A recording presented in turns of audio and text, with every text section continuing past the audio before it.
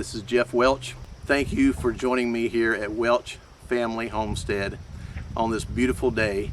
And it's hot. I'm sitting in the shade under these beautiful maple trees with my lake in the background and plenty of beautiful scenery. I wish you could see everything I'm seeing. I would show you some progress that we're doing right now here on the farm. However, today's subject is more about me sitting here speaking with you about offsetting your costs. So anyway, I want to get started. And in the process of altering our personal food inflation, and inflation is a big word right now. It's a huge subject. And altering our personal food inflation involves several things. And there's some people that are on YouTube, and I want to give some good shout outs and some references to several YouTubers that in my opinion are leading the way in so many ways. One of those is Jessica and Jeremiah Sowards from Roots and Refuge Farms. And they have a tremendous channel. I'll put that link into the description below for you to follow them. I encourage you to do so. They have done so much to champion the message in regards to homesteading, and a lot of tutorials there in regards to plants. They're very heavily into planting gardens and teaching other people how to do the same. So I encourage you to follow Jessica and Jeremiah Sowards at Roots and Refuge Farms. Also Justin Rhodes. Justin Rhodes has been a champion as well. And not only that, but he includes his family, includes his children, includes his wife. It's a family affair in regards to the way that they manage their farm, manage their homestead, not only for their own personal consumption, but for the consumption of others as well as they increase. Those are motorcycles in the background. I'm here near the Dragon's Tail, or the Tail of the Dragon, in North Carolina, on the western North Carolina mountains, where my farm is, the homestead. I have 56 acres here that is absolutely gorgeous. I love it here, but I am on the return loop of what they call the Tail of the Dragon, and I do get sports cars and motorcycles that are coming by, so that's what you heard just now. But Justin Rhodes is someone I would encourage you to follow as well on YouTube. He has a great example to follow, and he shares a lot of detailed information. Another person I would encourage you to follow on YouTube is Joel Salatin. Joel Salatin, in my opinion, is the voice of reason, the voice of the connection between man and earth and God. I believe he has just done such a tremendous way in his presentations of showing everyone how to utilize the land to supply your food chain personally and also in the community that you're in. I'd encourage you to follow Joel Salatin. I won't go into a lot of details right there, but wanted to get that passed through this part of the video in regards to the introduction, because I believe you'll get a lot of content, a lot of great information there from those channels if you will follow them. And so I want to break it down. How can you change or alter your personal inflation, your personal food inflation? We talk about inflation. We talk about what we can or cannot do. We talk about, well, you can get out and vote. That's down the road. But what can you do to change your own personal situation and change your own personal costs? So I want to go through that detail by detail, and I hope you follow this, hope you take notes, or I hope you watch the video over and over and over to capture all the different information I'm going to be sharing with you here today, because I believe that it's going to help you to offset your cost, or see that you can actually trim off the cost, as well as providing more quality food for you and your family, or your friends, your relatives, your neighbors, and a cooperative effort as well. One way to do that is to gravitate toward others who grow food. Now, if you're just listening to me right now and you haven't gotten your own farm going yet, you don't have a garden in your backyard, or you haven't started anything at all, you don't have to just throw your hands up and say it's too late, or I can't do this, or there's no options. There are options. There's options in the sense that there's farmers markets to go to. There's state farmers markets in every state where producers, people who are selling produce on the side of the roads, are buying their produce at the state farmers markets. But the state farmers markets cannot restrict their sales to just people with license to resell food. They have to sell to you too as well. So people who are growing commercially can sell their products in the state farmers markets. Almost anything that is in season that is available at that moment is going in the season or in the calendar of the year. It's going to be available at your state farmers market. I'm in North Carolina, but the farmers market, they say it's in Georgia. I've lived in Georgia almost all my life. I've lived in different places, but the state farmers market in Georgia covers over 100 acres. Has a lot of different things. You can buy anything from plants to citrus to vegetables to you name it there at the farmers market. And the people who are on the sides of the roads, or who that ever has the roadside produce stands, that's where they get their vegetables and fruit from, berries and what have you, to sell to you when you stop on the side of the road. The difference is you're going through different middlemen to get to your food. You're going to get to one middleman, the middle person or whatever you want to call it, between you and your food is the person who's bringing it to the farmer's market to sell. And then as they sell it to the person who is buying it from them to finally sell it to you, sometimes that goes through several hands before it gets to you. And therefore you're paying several layers of profits to those different layers of middle people, and it's causing your cost of food to go up. So if you want to go to a farmer's market and you want to get bulk fresh vegetables or fruit or berries or what have you, go to the state farmers market in your state. It may take a little while to drive there if you're not living close to it, but it's worth the drive. You'll save a lot of money and you'll be able to buy in bulk. You can take it home and preserve it, can it, whatever else that you're going to do to preserve it for the rest of your year and to accommodate yourself. Even if you don't have your own garden, you can do that. So that's a loop there. You can also go to your local farmers markets. People who grow locally in your area, usually in your town or your city that you live in or your county that you live in, they're going to be a farmers market, a local farmers market there that meet up and sell to the public that is locally grown. I encourage that on top of every part of this list that I'm giving you. The local farmers markets are the best place to get to know the people that grow your food that you're eating, as well as the quality of the food is going to be there. You'll be able to interact and communicate with individuals locally in your community, and they will, if they don't have it, they will be able to tell you who does, and they'll be able to tell you what season things are coming in. You'll be able to access not only vegetables, but many times meats that are grown locally as well, that is fresh. Many times that meat is going to be slaughtered the day before, and you're going to be buying it fresh, not frozen, and it's going to be much better for you. Many times you're going to be able to find free-range chicken and other types of meat that is going to be grown there locally, and you'll be happy that you did. And so I encourage you to buy your local, go to your local farmers markets. They're usually open on a Saturday. They're not open every day of the week usually. They're only open usually on a Saturday or a Sunday. And you can go there and see a lot of crafts and other things as well from the locals. And it's always good to buy local. Listen, the average vegetable that you buy or fruit that you buy in a produce stand or a produce aisle in the grocery store many times travels a minimum on average about 1,500 miles to get to that location before you buy it. When you're buying locally at your local farmers markets in your neighborhood, you're getting it fresh. It's not traveled across the country or from another country. It's not shipped in. It's actually from that location by the growers themselves, and you get insight into how it's grown. You'll be able to make your choices well. Now, there's also a margin that you need to realize that's occurred just recently. Yes, the vegetables in the local grocery stores have gone up tremendously, sometimes 40% to even double or triple the cost for everything from vegetables to eggs to meat to what have you. And it's going to get worse. It's going to get much worse as the different things come in toward the end of the year in this harvest. You're going to see the effects of the extra cost of the farmers having to incur as those harvests come into fruition toward the end of this summer into the fall season, especially the meat growers, because they've had to pay a lot more for their grain, and you're going to see the effects of that as that meat goes into harvest this fall or winter. So as that price keeps going up, that's not always your best option anyway. Many times the food you see on your shelf is processed.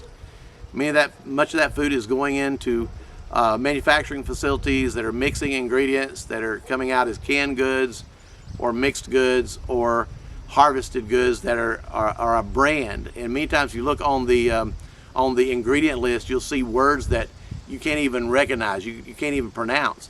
Those are called preservatives, chemicals that are in your food to keep that shelf life longer. And people are used to that. We've become accustomed to it. We've become numb to it. Whether you're numb to it or not, I encourage you to look at better, healthy alternatives. So when you're buying locally, one of the things that you have dealt with in the past is many times that things that are grown locally are grown healthier. And because of that, that meat by pound has been more per pound than you could find something in the store. Or the vegetables have been maybe cheaper in the store that you can buy locally. But you know you're getting healthier food when you buy locally, especially if it's organic and non-GMO. You're getting much better, healthier food. However, there's something that's happened with the inflation. The cost of the groceries in the grocery store has gone up, but the cost in the food that you buy locally at your farmers markets, your local farmers markets, has remained fairly steady because those farmers have learned how to do things free range. Grass that they're eating on, if you're buying chicken, is not, the grass didn't go up. The vegetables, many of those people who are growing vegetables organically, they're not seeing a tremendous cost increase in their production. Therefore, their numbers of cost when you buy food from them has remained fairly steady. While the cost at the grocery stores have been lower over the years, now they have risen to the point where, and I'll just give this statistic out, that 42% of people that are 25 years of age and younger prefer organic, non-GMO food. And they've not been able to afford it. However, this year, in 2022, organic buying is going to be going up about 12% this year. That's huge, but the numbers there are allocated to a lot of different things. One of those things is that younger generation is seeing the margins less between store-bought food and quality food that is grown locally. And they're going to buy what is better for them now because they can get it for about the same price. And people above 25 years of age and is going to do the same thing to a great extent. We are seeing a positive to the inflation when you think about it, because people are going to now gravitate over to buying their foods locally at their local farmers markets. But we haven't even talked about growing your own food. When you grow your own food, you know what you're getting. You're factoring in the costs.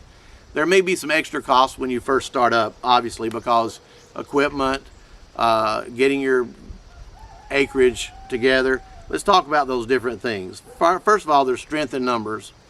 Homesteaders like me, I'm the CEO of a direct sales company, but yet I still have my farm. Many people who have their family-owned farm, they have a regular job as well. They're not farming full-time. This is not my full-time job doing a farm. My full-time employment is being the CEO of an international company that's based here out of the United States, also in Europe and different places in the world. And my company is valued at over 100 million. And but you know, we've created a stigma around farmers as if they were lower on the totem pole in society. I have news for you. Farmers are the difference between your survival or your demise. And there's more people right now in our industry of direct sales that I've been in for many years. They're home-based, right? They're home-based business. Direct sales is home-based business type entrepreneurs. I've seen so many people in the home-based business start over the last year or two, since COVID started especially, start doing some micro farming. Or some people, I had a message from one of my friends the other day, and she sent me a message saying that her and her husband bought a 110-acre farm. Some people are taking it to the extreme, and I like seeing that. So farmers are not low on the totem pole, folks. Farmers are full of information, common sense. They have a lot of data in their minds that you need to hear and you need to understand, and it can take you a long way. So when you think about what's trending right now, it is homesteading. Homesteading meaning you can farm from your backyard, you can farm from your patio, or you can farm from an acre, half acre, 2 acres, 5 acres. You can take it even bigger when you go to 20 acres or 50 acres or whatever you choose to do. You don't have to own all that land. You can lease the land if you don't own the land. There's different options, and I can give that to you on another video. Well, let's break this down when it comes to the different types of things that the strength in numbers. First of all, what is trending? Homesteading, farming, permaculture, backyard gardening, workshops. There's so many workshops that are available and festivals to go to in regards to homesteading and backyard farming, where people are learning how to do things that they've never done before. There's more people getting into farming right now for their own personal use, for their family. More people canning and preserving foods. It's amazing how many people right now, you can't, it's so easy to have a conversation and bring this up because people are talking about it. And that's important. Now, number one, let's talk about one of those factors. People are more attuned to what is being talked about right now. What's trending? People are trending the conversation about all the toxins and the chemicals in your food when you buy processed foods in stores. And as foods go up in price in the stores, people have a tendency of buying the cheapest thing they can to get by with their budget.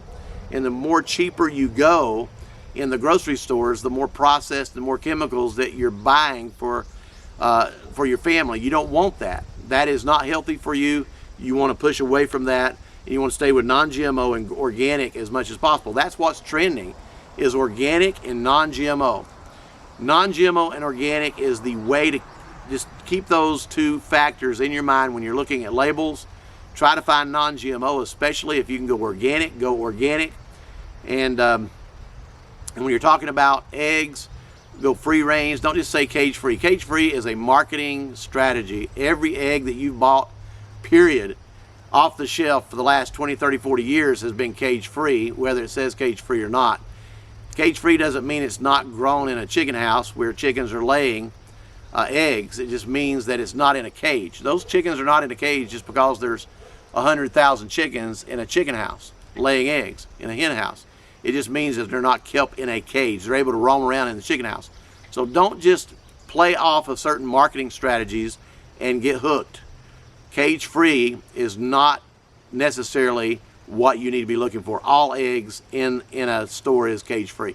They have never allowed, within the last 30 years, a caged environment for chickens. That's not humane. It's not been allowed in the United States. And when some egg crate says cage free, don't look at that as a reason to pay more, okay? Just don't do it. Look for pasture raised or look for free range eggs. That gives you more omega-3s in your eggs. The yolk part is going to be more yellow or orange. It's going to be a darker color. It's going to be higher levels of nutrition, and it's going to be much healthier for you. Now, just give you an example there of eggs. I could take you down the list about many other things, about phthalates, and all the nitrosamines and other things that are injected into your meats. You want to stay organic and non-GMO as much as possible.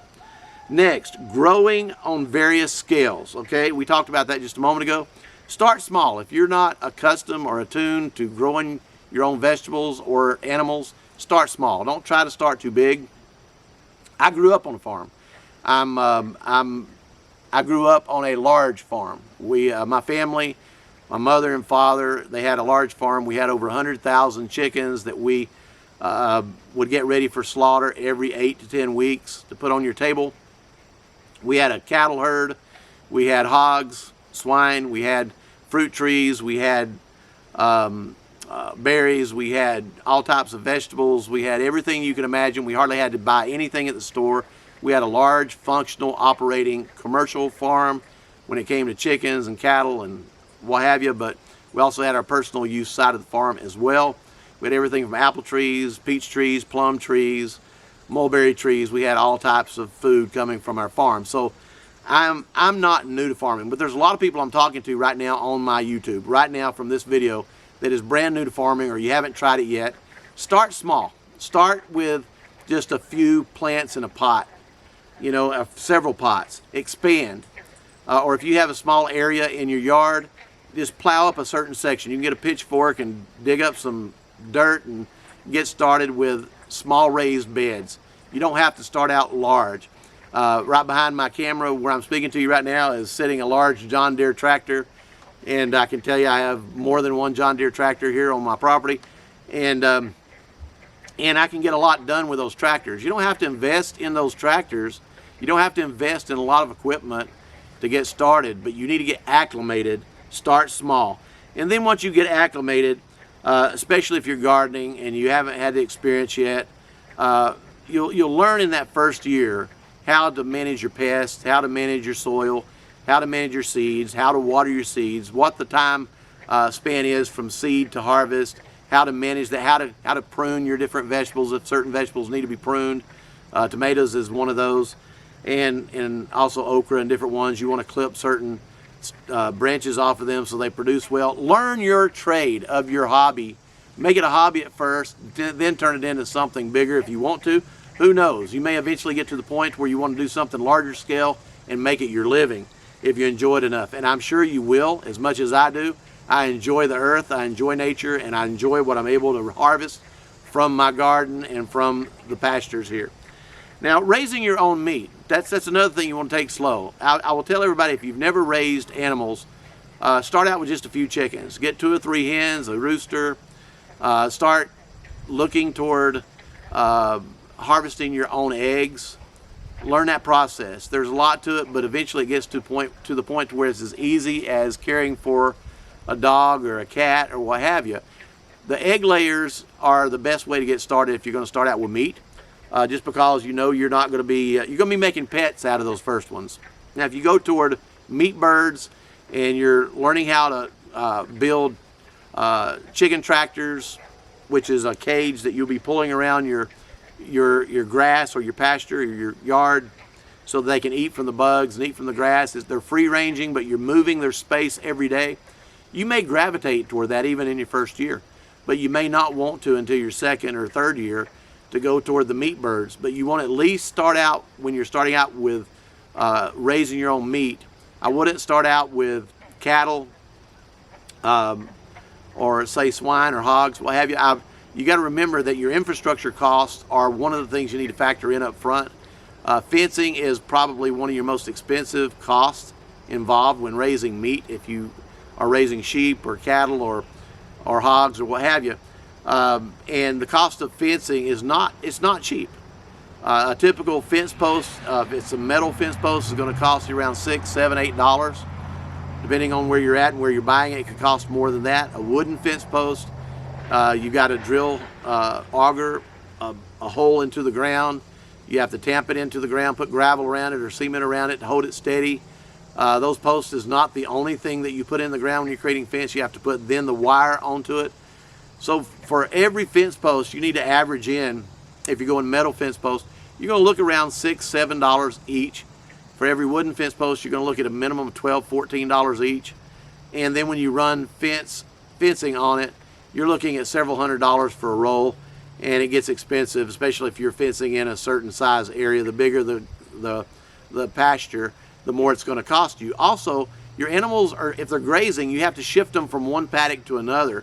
So when you're moving your animals from one paddock to another, that means you're moving them from one pasture to another. That means extra fencing that you have to have when you move them. If they don't have the ability to get moved, that area of pasture doesn't have the opportunity to be healed and to grow back, and you'll have your animals eating it down to the soil and ruin your dirt, ruin your pasture, and you'll be in a mess. You'll be feeding your animals hay that you'll have to buy instead of feeding them the vegetation that's growing on the land. So it's important to have enough pasture to move your animals from paddock to paddock and give one area a chance to heal and grow back while they're eating on the other area, and then shift them back over. Sometimes it's good to have 2 or 3, maybe 4 areas to move them so they keep getting good, fresh nutrition and plenty of food to eat. So raising your own meat, take that also in scale as well. Focus on what you eat. And I mean that wholeheartedly. Many people, when they first get into gardening or homesteading, they get excited and they start ordering seeds and they start ordering animals in and they start raising things that really don't benefit their normal diet. The first thing that I would give you as advice is don't overwhelm yourself with experimentation. Make sure that whatever you're growing, you normally eat that. Don't start with farming things that you don't know if you like. In other words, if you like a certain pickle, try to get that kind of seed that makes that cucumber to make that type of pickle. So if you're raising pickles and you want those little small pickles in your pickle jars when you can them, and you want those gherkins, order gherkin seeds so you can actually raise that type of cucumber. Whatever tomato that you like, order that type of tomato seed. Don't experiment in the first year. The first year, get acclimated to the normality of planting seed, raising your garden, how to manage your garden, how to manage your pests, and to harvest what you know you will eat. Don't waste your time and effort and your resources on things that is experimental. Learn from your path into it. Make it simple. Keep it acclimated toward your normal lifestyle of what you're already doing, and do the first stages in transfer buying from yourself as you grow it instead of buying it in the store. So whatever you normally would buy in the store, as far as on the produce shelf, that's what you need to be planting in your garden. If you don't normally buy a certain pumpkin in the store, then don't plant the pumpkin just because you want to see a pumpkin grow, okay? If you don't buy certain watermelons in the store, don't go out here and plant a bunch of watermelons. You're not just all of a sudden going to change your diet drastically just because you're growing a garden. Make sure you plant what you enjoy. I personally love green beans. I love certain types of green beans. There's different varieties of green beans, so I plant that type of green beans. I like corn. I don't like buying corn in the store because I know it's GMO. Most all the corn you buy in the store is not healthy, but if I raise that corn myself, I feel very comfortable adding corn into my diet. I love corn. Corn is good. And I also like cucumbers, like squash. I like certain types of squash. And I also know that I'm going to harvest it at a certain type of a certain size, so I get my freshest and most beneficial cut from those vegetables. I know all that, and you're going to know it as well when you grow your own vegetables. That first year, you're going to make mistakes. It's okay. You're not going to have perfection. It's not a perfect world. So focus on what you eat, because time is your currency. You only have so much of it. Like me, I have a job. I have many things that I'm doing outside of my farm, and whatever time I spend on the farm doing what I do, I don't have time to waste. I don't have time to spend 8 hours a day on the farm. I'm going to spend only 1, 2, 3, 4 hours a day doing what I need to do around the farm, and I know that I only have a certain amount of time. Now, when I retire one of these days, I'll spend more time doing what I want to do on the farm. But while I am still holding down the CEO position of my company and doing all the things that I enjoy doing there, I have not got the time to experiment with things that are going to waste my time and not benefit me and my family. So it's not an experiment. Time is your currency, and food is the new currency. That is something you don't need to forget. Time is your currency, and food is your new currency. Now, gain knowledge from others. I mentioned Jessica and Jeremiah Sowers from Roots and Refuge Farm. I also mentioned Justin Rose, and also mentioned Joel Salatin. These three people is the ones that I would tell you to really gravitate toward right away, and you'll see their links in my description below of where you can go and subscribe to their channel. By the way, subscribe to my channel here, please, at Welch Family Homestead. Just reached 2,000 followers. I'm proud of that. I'm not really the professional YouTuber like they are, but I suggest that you follow them because it will give you a lot of information about so many different things. You can go back on the history of all their different videos. They share not only the positive and the successes, but they also share the challenges. They share all the different obstacles and the pressures that come with the farm. The farm is not a perfect world. It's going to have things happen. You're going to, if you're raising animals, you're going to have some casualties along the way. If you have 100 chickens that you order in, most likely when it comes harvest time, you're not going to have 100 chickens to harvest. You're going to have a few that don't make it. It's part of farming.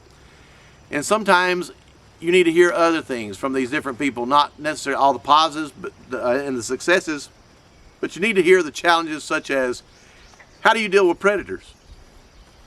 Predators can come in so many different forms.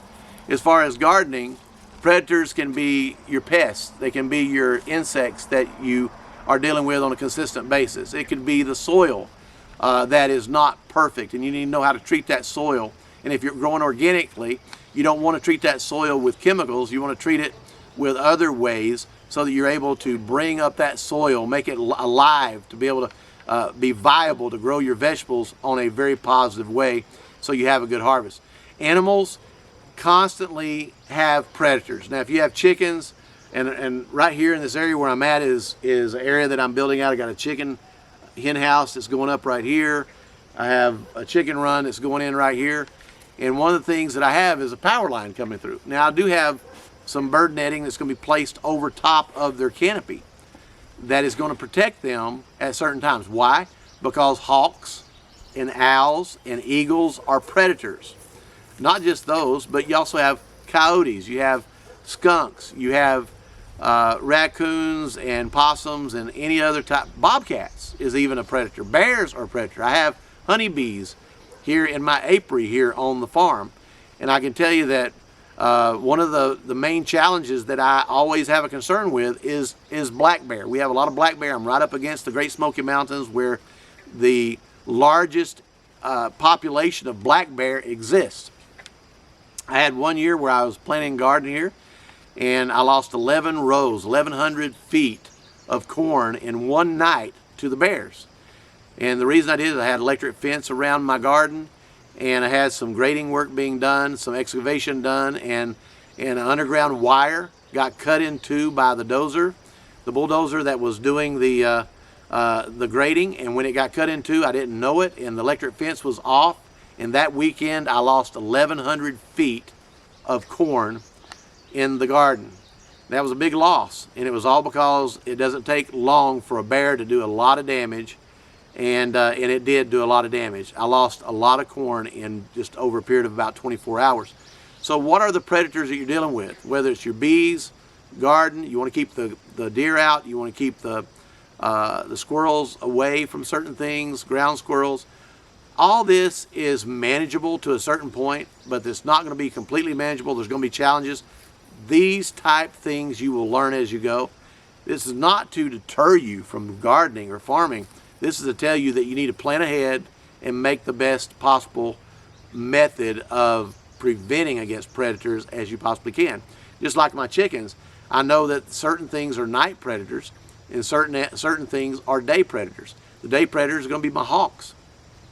I can protect them against that, but I have to get my chickens inside or keep them away from power lines or the edge of the forest during the nighttime so that I don't have issues. Or I can get a guard goose to help protect the chickens, because chickens are very vulnerable.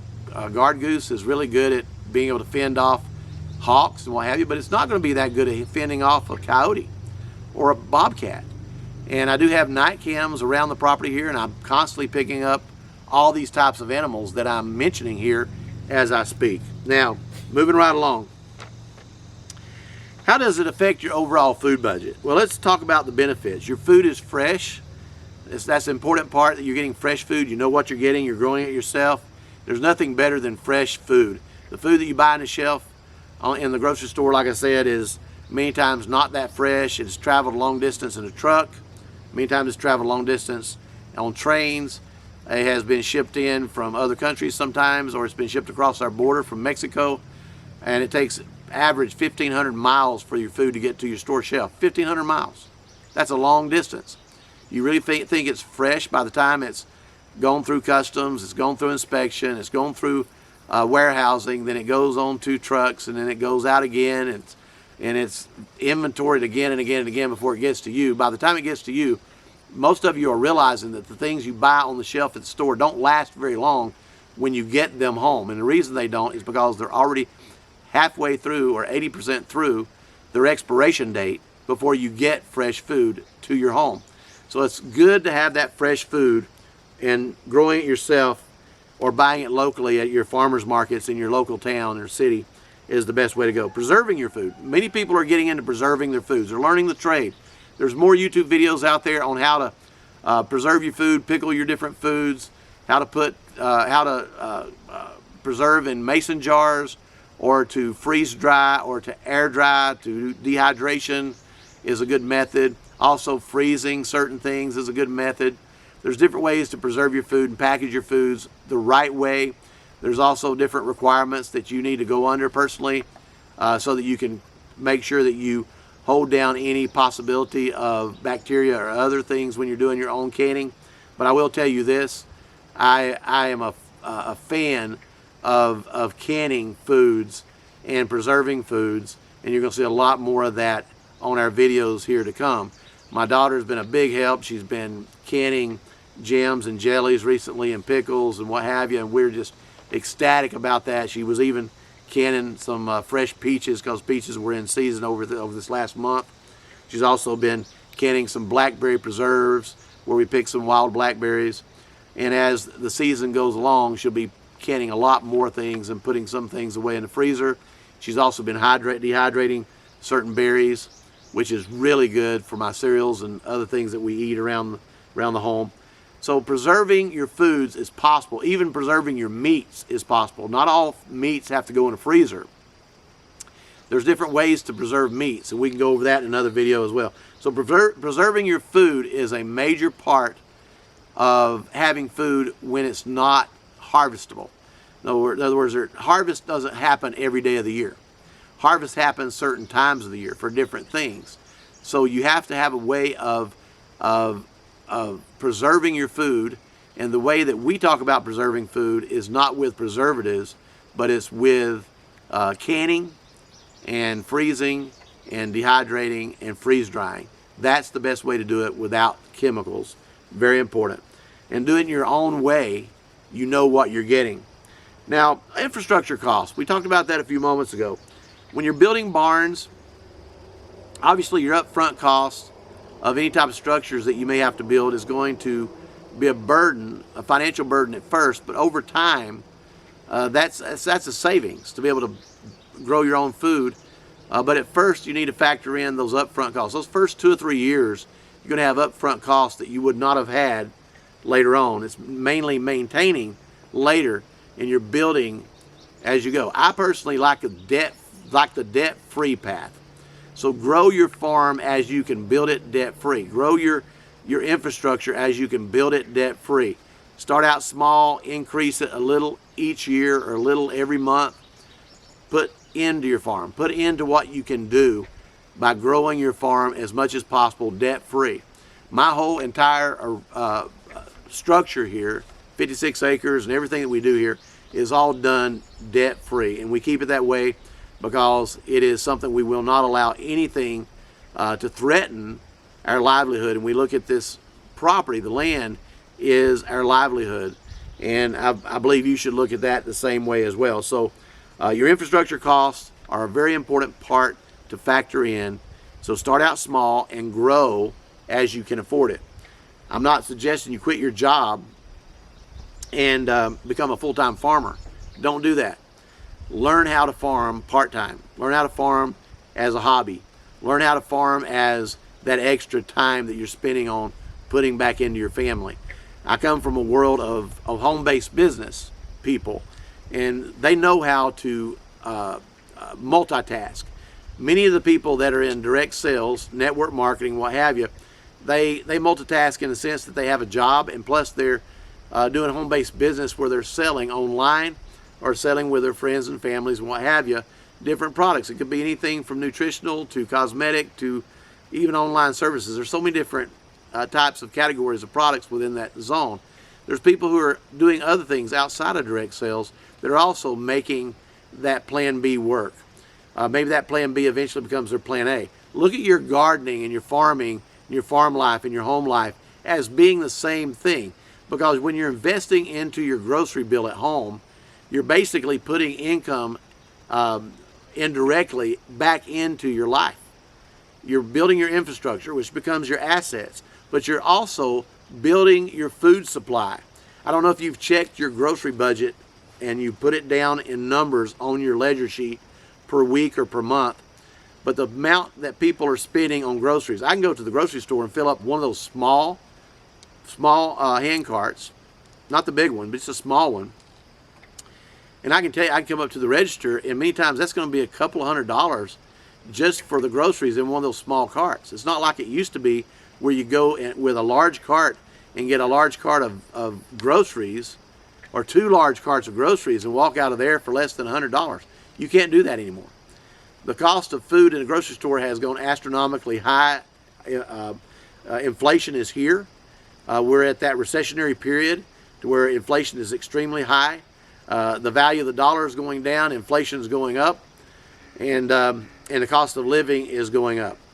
So how do you offset that? When you're growing at home, you're investing into your own life. Remember that. You're investing into your own life. The infrastructure costs, though, need to be factored in. Planning ahead. There's no one that plans ahead better than people who are living the farm life, because they're planning from seed to harvest. They're planning in the winter months to turn their soil over to get ready for their spring.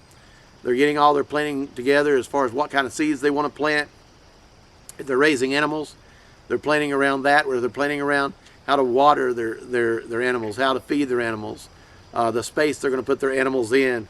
There's no one that plans better and has more efficiencies within their life than people who have that common sense mental infrastructure, that's that programming, that subconscious programming of what to do. In other words, you're programmed to get up and go and get things done, because the lives of animals or the lives of your plants depend on it. And it's amazing what it does to change your entire life in the scope of how you think about things.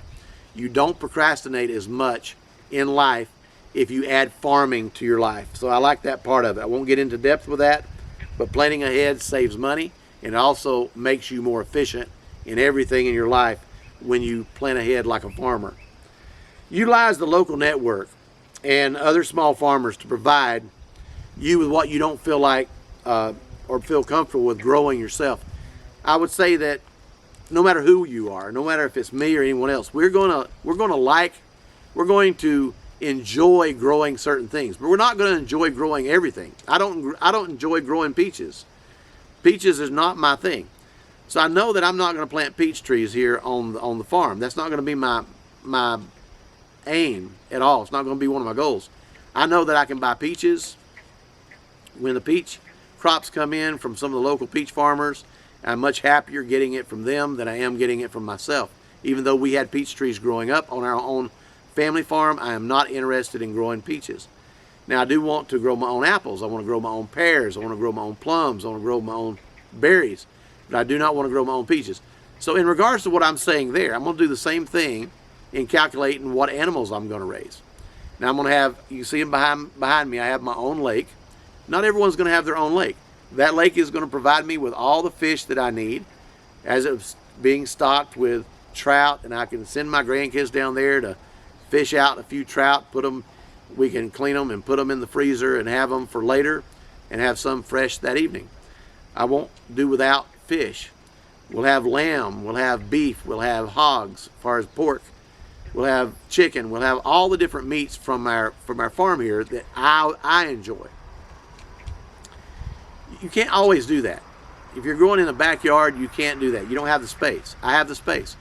You have to calculate it according to the space you have and the infrastructure you can set up. So take in consideration what you can do to offset your main costs of what you eat the most and what you need the most, and also work with the network around you to purchase from them so it benefits you from the areas, the things that you cannot necessarily grow efficiently within your time and effort, the scope of time and effort that you have left. You only have so much time in a day. Buy in bulk. This is an area where many people miss out. Even if you're not farming, you can go to Costco and buy restaurant-sized containers of food, and all you have to do is split it up into individual sizes in mason jars or curd jars, whatever brand you want to use, and have it as single servings for your family. I'm going to give you an example, and you can apply this to green beans, you can apply it to other vegetables, you can apply it to sauces. We was talking the other day, we have certain sauces that we like for spaghetti sauce. If we're not taking the time to make it ourselves, we are making our own spaghetti sauces as well. But let's say that someone wants to buy spaghetti sauce, and the prices have gone up so high, and you're buying it one jar at a time. Let's say it could be Prego, it could be whatever brand that you like. You can go to Costco and buy a large container of that, and you can then pour it into mason jars. And when you have all your single servings lined up across your counter after you've water bathed them and you've sealed those jars, you're going to buy that sauce, that spaghetti sauce, for a fraction of the cost of what you would purchase it for if you bought it by individual bottles. if you buy a large container, restaurant size container, and you split it up yourself into mason jars. There's ways of saving on your budget by doing things like that, with also larger restaurant sized packaging that you can buy at Costco. I encourage you to do that to offset the things that you're not growing or the things that you cannot produce yourself, that you buy all the time. Find a way to buy bulk and then narrow it down into individual servings to either freeze or also can. That will help you a lot in your budget. And now costs are offset. So these are the things I'm going to give you as a cap. Your acreage and space are going to determine what you can do efficiently. Your knowledge and experience is also going to do the same. Expanding some things to perennials and annuals. Perennials are plants that produce every year. You don't have to replant them. Annuals are plants you have to plant every year. There's certain things that are going to be perennials that you can invest in and you'll receive from them every year. That can be grapes, berries, fruit trees, rhubarb, different things like that that you can plant that's going to come back every year. I would encourage you to do that as well. That offsets the yearly annual cost of planting seed, and you're constantly getting that production of that crop every year.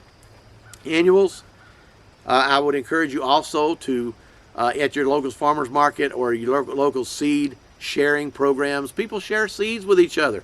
That's a big trend right now, where you can share seeds with each other. And if you have seeds, you can swap seeds with someone else that needs your seeds and get the seeds that they have that you need. Or if you don't have any seeds to swap, they'll sell you seeds. And you can get, many times you can get better seeds from people locally in your area than buying seeds online, because those seeds have been grown locally, they've proven to do well locally, and they're going to harvest well. And if you know who you're getting them from, they can give you the ins and outs and all the intel on those seeds. That's important. So I encourage you to also be involved with seed banks, seed swapping clubs in your local area, and take in consideration the labor costs, the time costs. Your time is worth something. Take all that into consideration. Do it on the scale that works for you.